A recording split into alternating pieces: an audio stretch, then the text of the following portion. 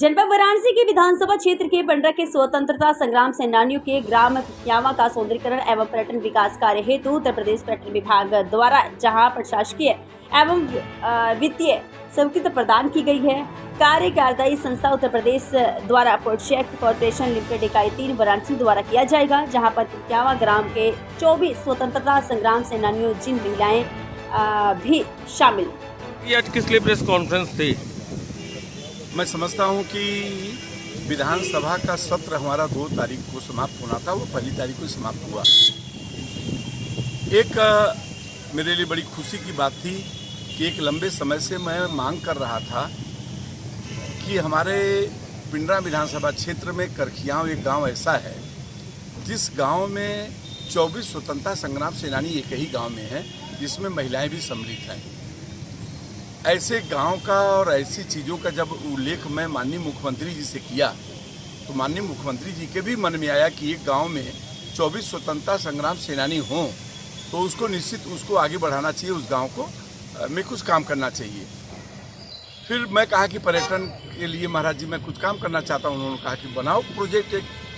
मैं पर्यटन मंत्री जी को और माननीय मुख्यमंत्री जी को धन्यवाद देना चाहूँगा कि एक प्रोजेक्ट मैंने बनाया और वो प्रोजेक्ट बनाया। 50 बीघे ज़मीन एक साथ एक गांव सभा की हमारी करखिया गांव में पड़ी थी। उसका कहीं न कहीं दुरुपयोग हो रहा था, उसकी कोई उपयोगिता नहीं हो पा रही थी। मैं उस ज़मीन को पूरा नापी करा के उसको सुरक्षित रखा और उस पर एक बड़ा प्रोजेक्ट बनवाया। जो मेरे मन में एक भाव था, कहीं घूमने गया कलकत्ता में या जयपुर में, कहीं भी जब मैं गया तो मुझे देखने को मिला कि हमारे यहाँ कोई ऐसा स्थान नहीं है जहाँ की कोई भी, चाहे अधिकारी हो, कर्मचारी हो, गांव के किसान हो, विद्यार्थी हो, कोई भी आदमी कहीं घूमने के लिए, उसके परिवार के लिए कोई जगह हमारे यहाँ नहीं था।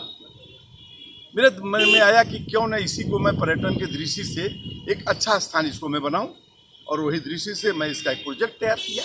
उसमें हमारे डीएम साहब, सीडीओ साहब, हमारे पर्यटन के ज्वाइंट डायरेक्टर रावत साहब, ये सारे लोग हमारे इस अनुरोध को, सब लोगों ने उसको बड़े गंभीरता से लिया और उसके बाद कई बैठकें हम लोगों ने इसी सर्किट हाउस में उससे संबंधित हम लोगों ने किया।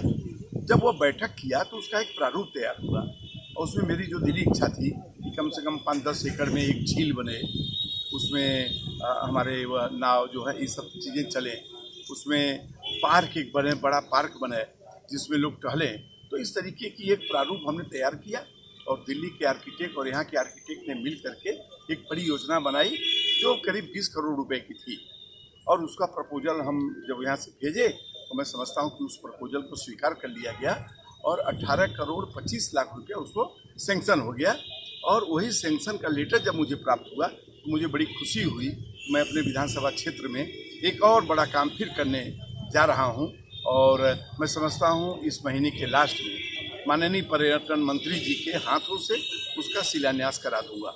क्या नाम दिया गया इस प्रोजेक्ट का? इसके बनने से क्या लाभ होगा जनता को? इसके बनने से मैं समझता हूँ कि पहले तो वह ज़मीन एकदम बेकार, पानी में डूबा हुआ, वो बेकार पड़ा हुआ था, लेकिन निश्चित रूप में वह पिंडरा विधानसभा क्षेत्र के लिए नहीं, केवल बनारस के लिए नहीं, जौनपुर के लोग, बलिया के लोग, गाजीपुर के लोग और आपके भदोही के लोग, सारे के सारे लोग, वो 50 बीघे में जो डेवलप कर रहा हूँ, बच्चों के खेलने कूदने की व्यवस्था से लेके और जो मोटर बोट है, वो हमारा जो झील बनेगा उसमें, मैंने इस तरीके को वहाँ अच्छी कैंटीनें, मैंने इस सारी व्यवस्थाएं मैं इस तरीके करने जा रहा हूँ जिससे वहाँ पे एक बहुत बड़ा पर्यटक का केंद्र वहाँ बनने जा रहा है।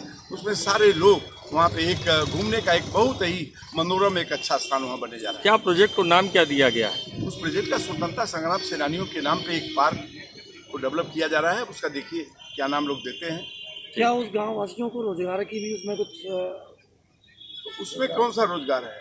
वहाँ पर आप दुकान बनेगी। दुकान, हाँ। तो क्या गाँव वाले उसमें अप्लाई कर सकते हैं? नहीं करेंगे, जो जिस लायक होगा उसकी उपयोगिता उसमें की जाएगी।